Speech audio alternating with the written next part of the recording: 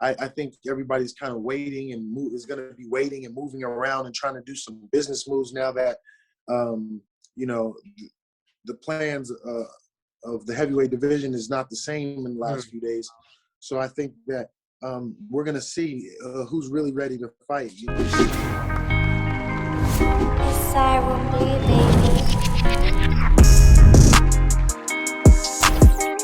Charlie Parsons for the Purist Boxing and Fight Hype.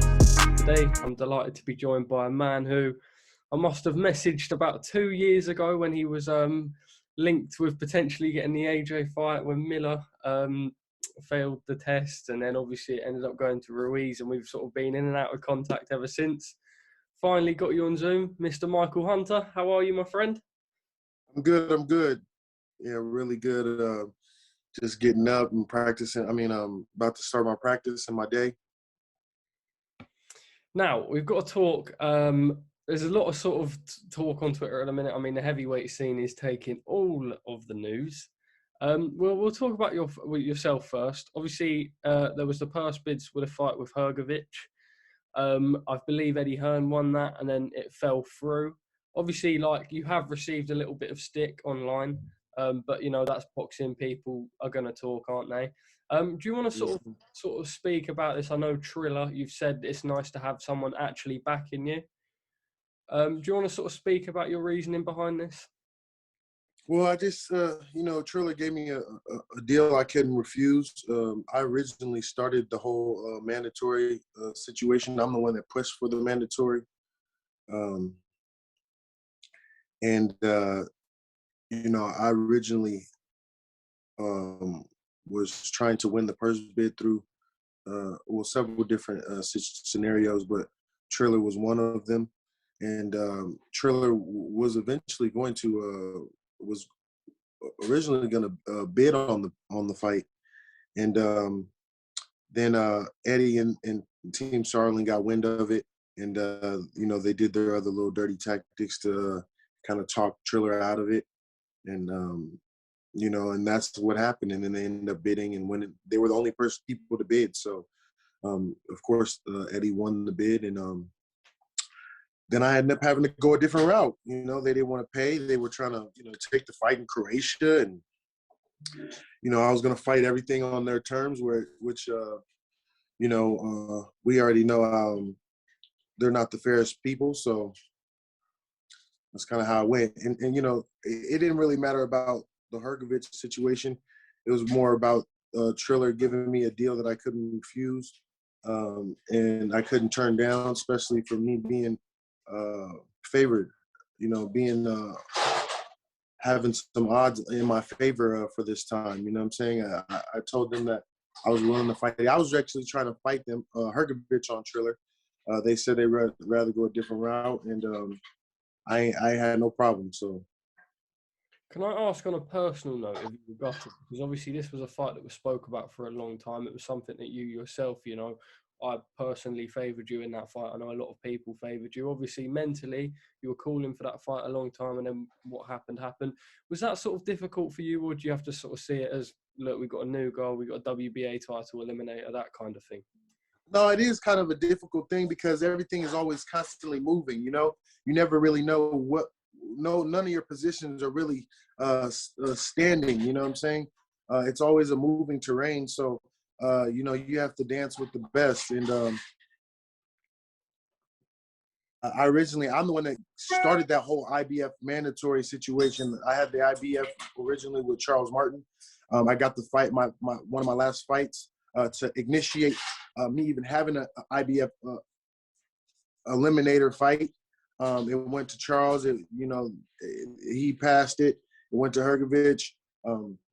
They strung me along for time and time, and people think that I strung them along, but actually they strung me along. They didn't come to negotiate. There was no negotiating. They weren't trying to play fair. They weren't trying to do anything cool. It was just all bad business. And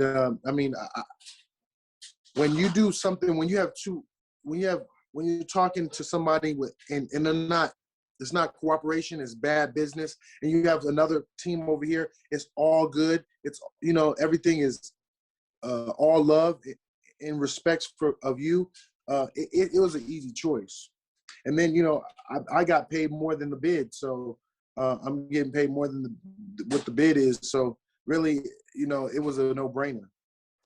Can I talk? Obviously, you were with Eddie, and then you had that bout with Povetkin, which I personally thought you won fairly comfortably, a good couple of rounds. I think a lot of people had you edging that fight.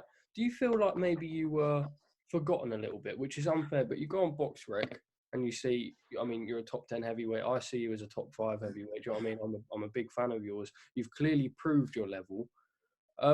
Was it sort of annoying being with Eddie that you were almost like like in everyone's eyes you'd beaten Povetkin, who at the time was seen as one of the most dangerous heavyweights? I mean, look what he went and did to Dillian White a matter of months after.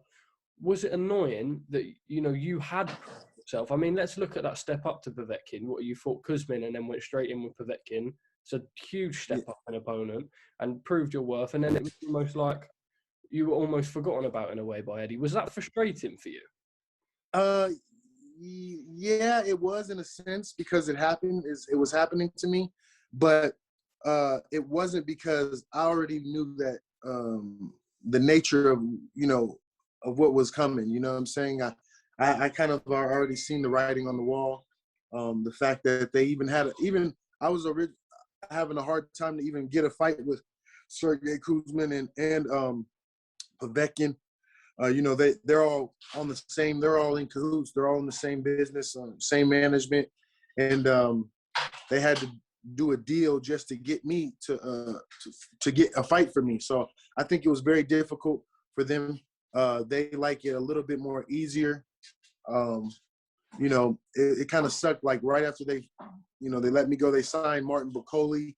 They signed these guys that I've already beaten. So, and he said that he didn't know where to take me, and I just think that was just a poor promotion, a poor promotional job on his part. I think promoters and business people, they like all the easy stuff, all the easy routes, and the giant money. You know what I'm saying? So I just think that they weren't really ready to really invest in American heavyweight champion. They already have an English one, and I don't think they wanted to stir up things anymore and make anything more difficult than what it was. So I was accepting, and I didn't have that much of a problem. But yeah, it does suck. It's something I have to live through. It's not easy because I'm out here on my own in a sense. You know what I'm saying? I haven't had a team. I didn't have somebody just take me straight from the Olympics and groom me and give me 20 fights that I was prepped for. I never had a prepping fights. You know what I'm saying? So, my learning curve is a little different. Not to say it's good or bad, but this is the terrain I'm living in and the world I'm living in. I'm moving, as best as I can. Looking back to that fight with Povetkin that you had, like I said, most people thought that you won it. I remember you were, you spoke about how you were, you wanted to make that rematch and stuff. Obviously, it was the opportunity was passed, and White ended up fighting Povetkin twice. It looks like Povetkin is going to retire now. I'll ask you two things. One, do you think that is the correct decision, Povetkin retiring? And two, I imagine for you, that was something that you were like, that was like you say, you were calling for it on Twitter. You wanted to make that rematch. You proved it in the first fight. It was almost like you wanted to prove it on the record, the second fight. The fact that didn't come through for you, is that annoying for you almost, like in the back of your mind, that there's that, not a blemish as per se, because it's not a loss, but, a draw in a fight that, in most people's opinions, you won? No, absolutely, it's annoying, and also people don't know how much of the business and how much pulling and tugging and stuff that we had to do just to even make these fights happen. My position is always being threatened, at all times. I'm not sitting up there like, Anthony Joshua just, or, I have a certain position. I have to fight. So it was definitely an annoying thing. It kind of let me know that, it was like, this is the business. You've dealt with things like this before, and you know what you were getting yourself into. So just take it on the chin like you've always done, and keep the punches rolling. You know what I'm saying? So it was a very annoying thing, just to see, him. You know, I'm the one that basically had that whole little story even come up, him and Dillian White, because if I would have knocked that boy out, there wouldn't have been no fight, and they wouldn't have fought me no way. So I let that fight happen, and they were able to make some stuff off of it, and resurrect, Dillian White's career and stuff like that, and speak up on it. But yeah, it was kind of a bitter sweet situation, more bitter than sweet. But like I said, I'm a fighter. I fight all day long. It doesn't have to be just in the ring. Every day is a fight for me. So this is nothing new. You know what I'm saying? I'm very used to being in this situation. I've only seen progression since I've started, and that's the best thing I can ask for. Let's look forward now. Like we say, you've signed with Triller. You've got some backing. I mean, that must be a great feeling. You're fighting Mike Wilson. I can't say I know too much about him. I saw him in 2018 on a Monaco show, I believe, with Denis Lebedev at Cruiserweight. I fought on that show. What's that? Yes, you did. Ustinov. Yes. That's right. I was actually the best fight on that show. I remember actually, because I think that's the first time, well, obviously apart from, the Usyk fight and stuff, but it was like one of the first times I was still growing up watching it properly. I remember that's the first time I saw you, and I was like, you know what? I like this guy. Mike Wilson, we were saying, obviously, you fought on the show where he fought Lebedev at Cruiserweight. Mm-hmm. He's inactive. I don't believe he's fought since 2019. Is it sort of like a just get out on a Triller show kind of environment thing and then move forward? Obviously, it is an eliminator for the WBA title. What are you expecting? Well, I know that he hasn't been super active in the last, as of lately. I know the boy can fight. He's been in. He trains in Oregon. He's been at the same gym for quite some time. He's always kind of been that same kind of character. People don't. My history with him is me beating him in the Olympic trials to kind of overthrow his reign, I guess, if you will. He was basically the number one American heavyweight back in my days, and I was fortunate to have beaten him on a very competitive fight back then. I know that was a long time ago, and things have changed, and activity and all that, but he's a workhorse. He's kind of someone like me, is just that it doesn't matter what's going on. He's going to still be in the gym. He's still going to be, grinding for his family and stuff like that. So those key factors are very, very important when it comes to a fighter mentality. So I know his head is on right, and he's going to come with his best. The dude has great fundamentals, good fundamentals. He's a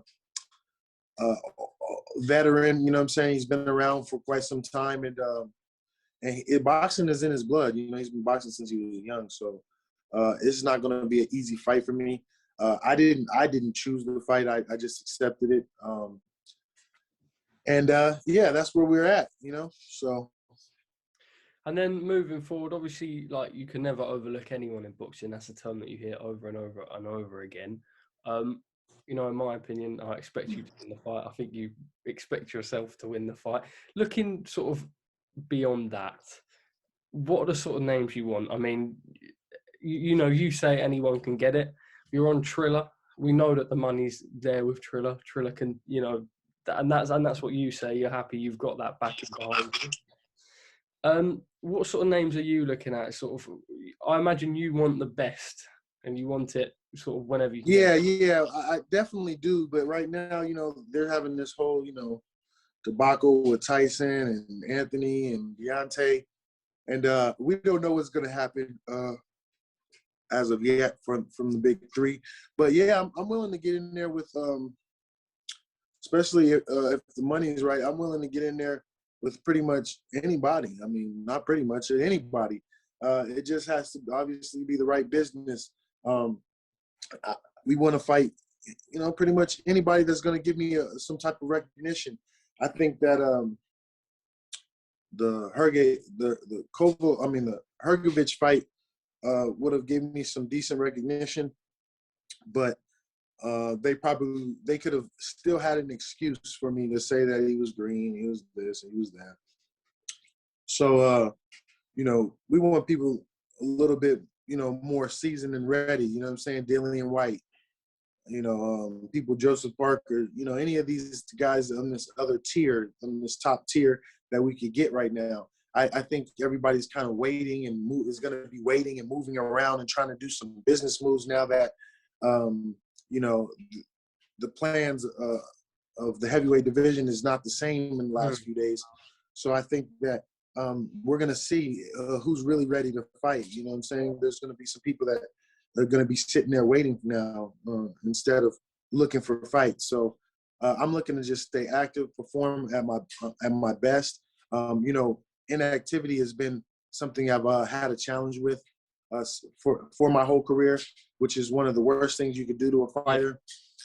So me just having some activity for me here is very, very good and very big for me on my part, and it's going to help me for the near future. So whenever these fights do come, this is like my first time actually having a full set camp. I haven't really had the budget, the means, the resources, the people, the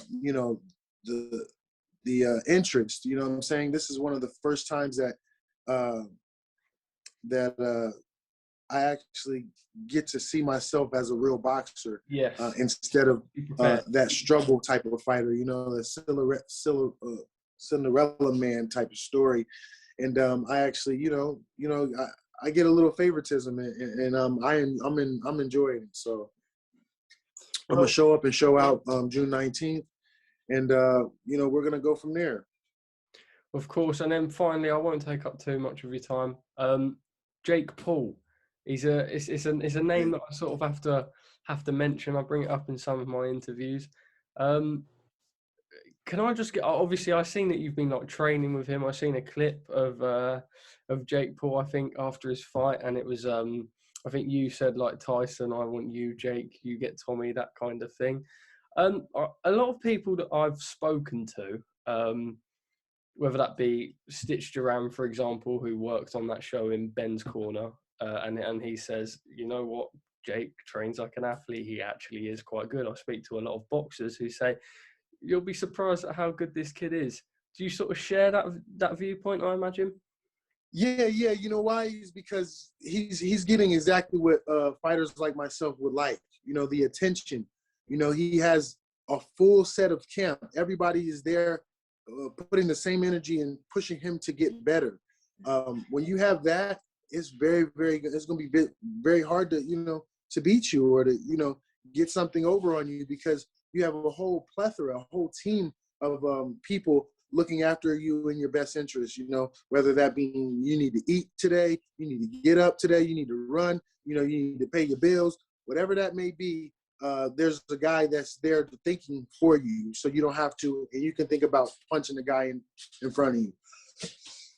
So, and these are things, that's what I'm saying, these are things that I'm barely touching. Out of 20 fights of mine, I'm barely reaching the surface to have some, some care, some interest, some backing behind me to even have a camp, but he's having a full-on Floyd Mayweather $1 million camp here. You know what I'm saying? So there's, they're able to spend lots and lots of resources and money to make sure that he's right and he's getting exactly what he needs, whether it be, anything from sleep to food to water to, so yeah, he's in full fight mode. I mean, that's I'm trying to tell you, fighters are saying that because we respect that. That's what we want. That's what we grew up, wishing, watching those people, wanting to be around you while you're working out and having that attention. Come on, let's go, champ. You know what I'm saying?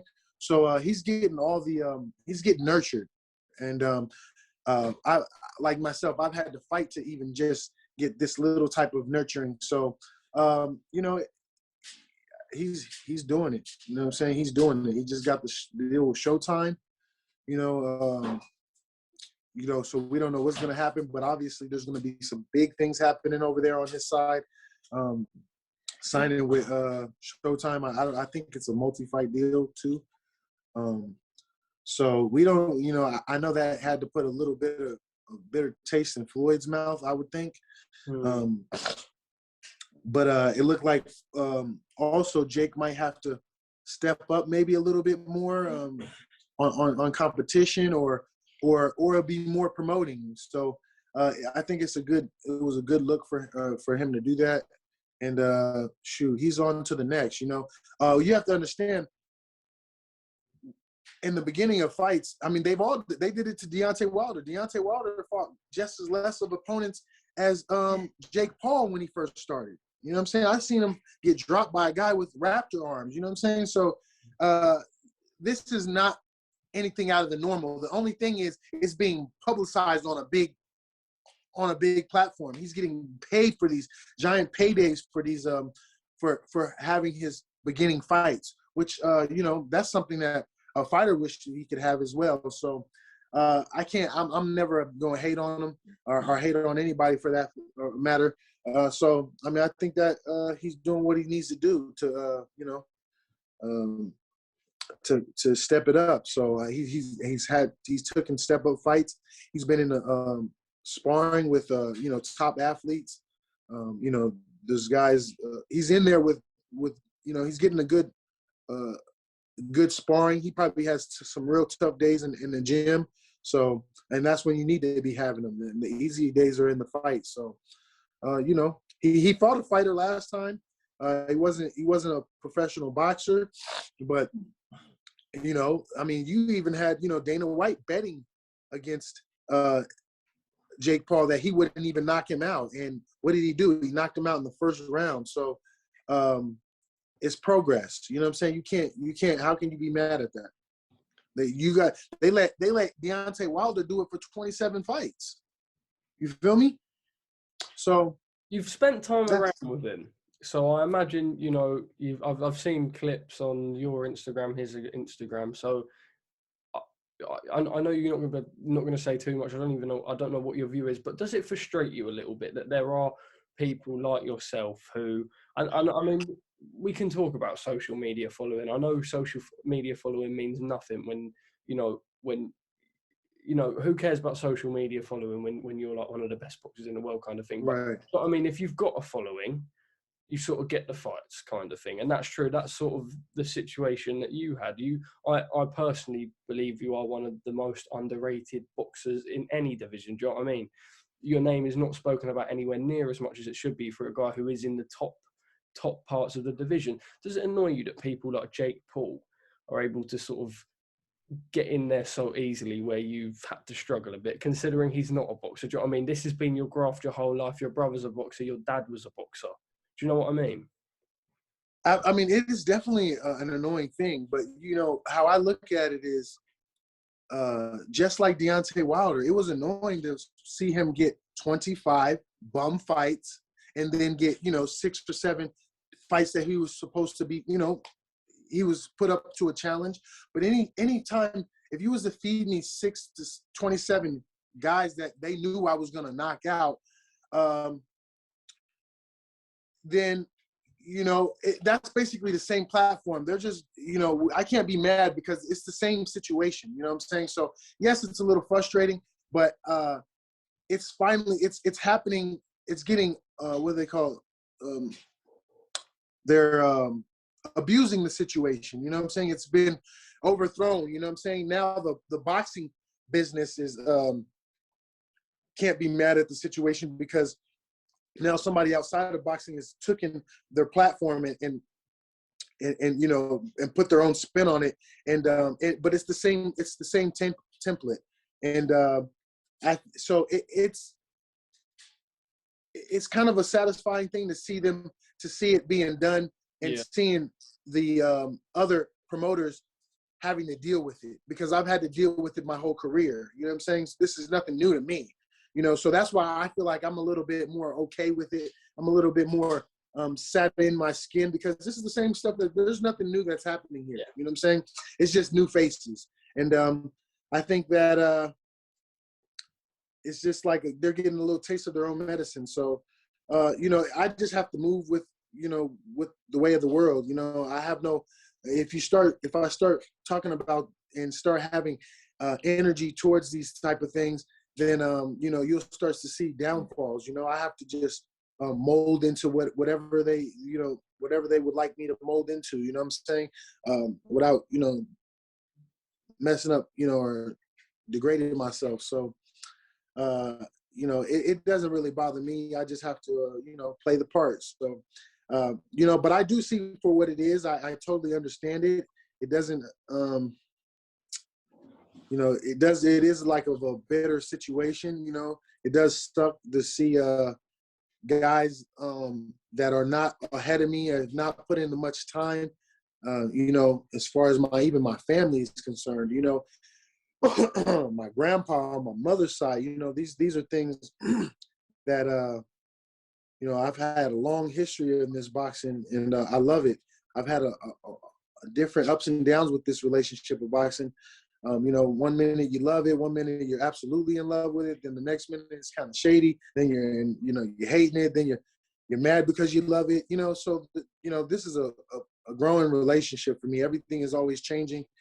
You know, I'm a fighter by nature, so I'm always going to be in the gym. I'm always going to be, you know, doing what I do. You know, I love to learn, and that's the way I love to learn, is through, you know, combative sports and competition. So, you know, this is just something that I'm going to have to learn how to grow with.